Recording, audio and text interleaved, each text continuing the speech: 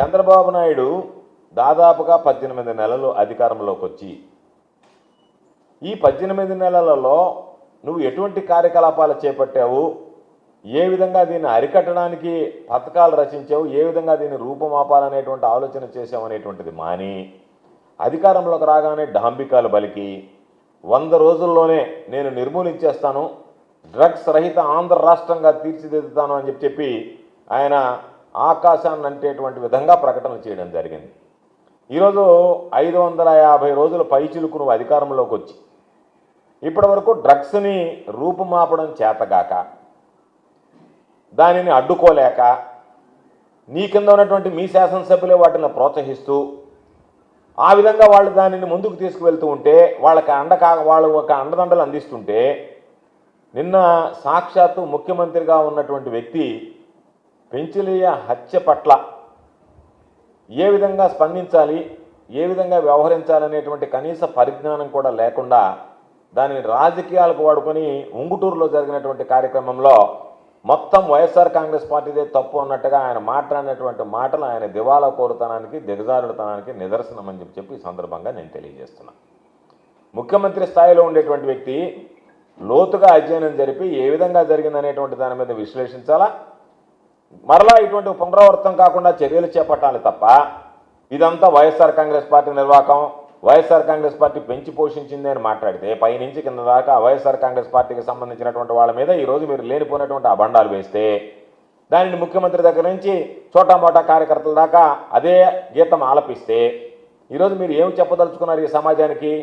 మేము అధికారంలోకి వచ్చి మిన్నకుంటాం, మాకు చేత కాదు, మేము చెయ్యలేము, కానీ ఏదైనా ఇటువంటిది జరిగితే మా యొక్క అసమర్థత బయటపడకుండా దానిని వైఎస్ఆర్ కాంగ్రెస్ పార్టీకి అంటగడతాం అనేటువంటి ఆలోచన విధానం స్పష్టంగా అర్థమైంది. మేము అనేక సందర్భాలు చెప్పాం. గత 3 రోజులుగా మాకు సంబంధించినటువంటి రూరల్ ఇన్ఛార్జిగా ఉన్నటువంటి విజయ్ కుమార్ రెడ్డి గారు కానీ, ఉన్నటువంటి నిన్న నెల్లూరు సిటీకి సంబంధించినటువంటి శాసనమండలి సభ్యులుగా ఉన్నటువంటి సిటీ ఇన్ఛార్జి పర్వతిరెడ్డి చంద్రశేఖర్ రెడ్డి కానీ అనేక మంది వైఎస్ఆర్ కాంగ్రెస్ పార్టీ వ్యక్తులు ఆధారాలతో సహా మీడియా ముందు ఉంచడం జరిగింది. మేము చెప్పింది ఏమిటి? వాళ్ళు 2023లో వైఎస్ఆర్ కాంగ్రెస్ పార్టీలో చేరిన తర్వాత సెప్టెంబర్ 2024లో రూరల్ ఎమ్మెల్యే కోటమిరెడ్డి శ్రీధర్రెడ్డి సమక్షంలో వాళ్ళు నేరుగా మరలా తిరిగి తెలుగుదేశం పార్టీలో చేరారు. గత సంవత్సరం రోజులుగా తెలుగుదేశం పార్టీలో ఉన్నారు. వాళ్ళు తెలుగుదేశం పార్టీ నుంచి తిరిగి వైఎస్ఆర్ కాంగ్రెస్ పార్టీకి వచ్చే పరిస్థితి లేదు. ఎందుకంటే ఎవడన్నా తెలుగుదేశం నుంచి వైఎస్ఆర్ కాంగ్రెస్ పార్టీకి వస్తే వాళ్ళని ఎన్ని రకాలుగా ఇబ్బందులు పడుతున్నారో, మళ్ళీ వాళ్ళని వారం రోజులు తిరగకుండానే మీరు ఏ విధంగా కండువాలేస్తున్నారో ఈరోజు మనం చూస్తూనే ఉన్నటువంటి పరిస్థితి. కాబట్టి మేము మీకు చెప్పేది ఏమిటంటే మీరు ఇటువంటి అభాండాలు వేయడం మానివేయండి. ఎందుకంటే వీటి అభాండాలు వేయడం వల్ల మీరు వైఎస్ఆర్ కాంగ్రెస్ పార్టీకి అంటగట్టి మనం గమ్ముగా ఉన్నాము, ఏదైనా దీన్ని ప్రతిదాంట్లో రాజకీయం చేసి రాజకీయ పబ్బం గడుపుకుందాం అనేటువంటి ఆలోచన చేసినందువల్ల ఈరోజు సమాజం చెడిపోయేటువంటి ప్రమాదం ఏర్పడింది. సమాజానికి రక్షణ కరువైంది.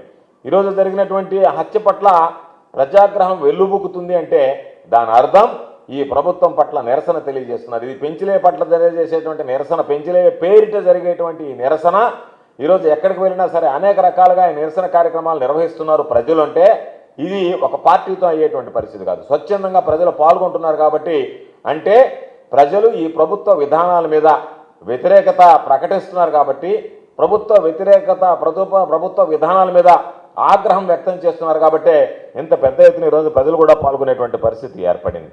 మీరు ఎంతసేపటికి మీకున్నటువంటి పరిస్థితి ఏంటంటే ఎవరిని మనం తీసుకెళ్దాం, ప్రలోభ పెట్టి స్థానిక సంస్థల ప్రతినిధులు ఉంటే ప్రలోభ పెడితే 54 మంది కార్పొరేటర్లు గెలిస్తే వాళ్ళకి మీరు తీసుకెళ్లి కండువాలు వేస్తుంటారు.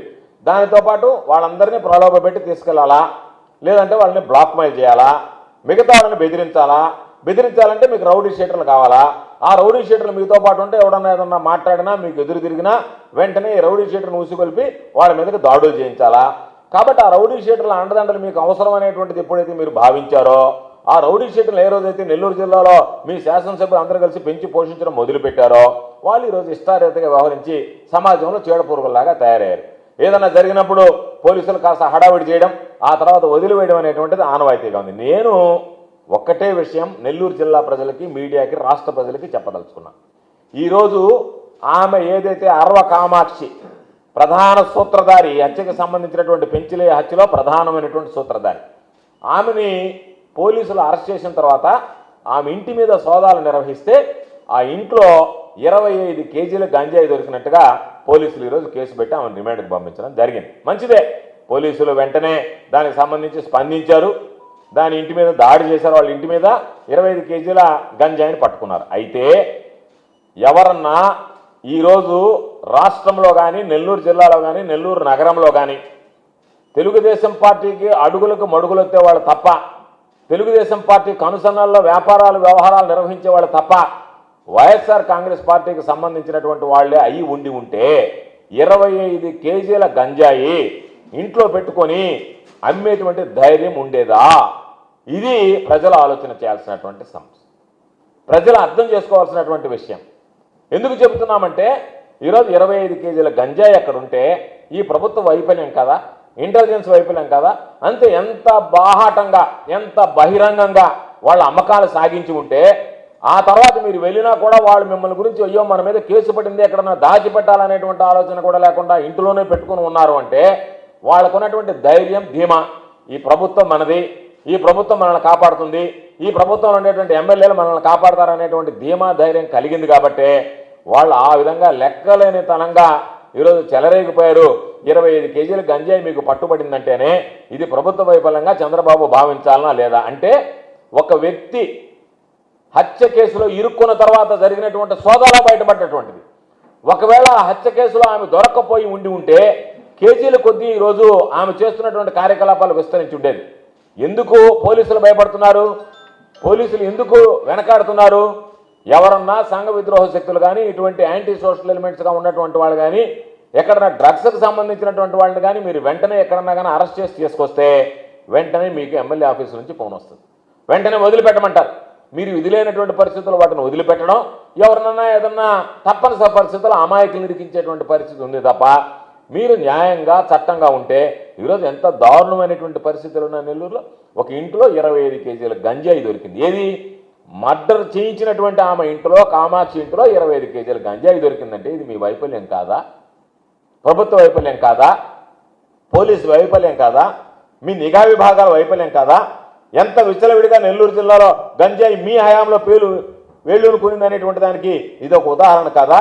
కాబట్టి చంద్రబాబు నిందలు వేయడం కాదు వైఎస్ఆర్ కాంగ్రెస్ పార్టీ, నీ పరిపాలన మీద నువ్వు ఆత్మ పరిశీలన చేసుకోవాల్సినటువంటి సమయం అని చెప్పి సందర్భంగా తెలియజేస్తున్నాను. నిన్న వెళ్ళారు, ఆగ్రహం వ్యక్తం చేసి 25 కేజీల గంజాయి ఇక్కడ పెట్టుకునింది కాబట్టి అనేక చట్ట వ్యతిరేక కార్యకలాపాలు నిర్వహించింది కాబట్టి ప్రజలందరూ వెళ్ళి ఇటువంటి వాళ్ళు ఈ సమాజంలో ఉండకూడదు, మా కాలనీలో ఉండకూడదని చెప్పి వాళ్ళ ఇళ్ళు కూల్చివేశారు.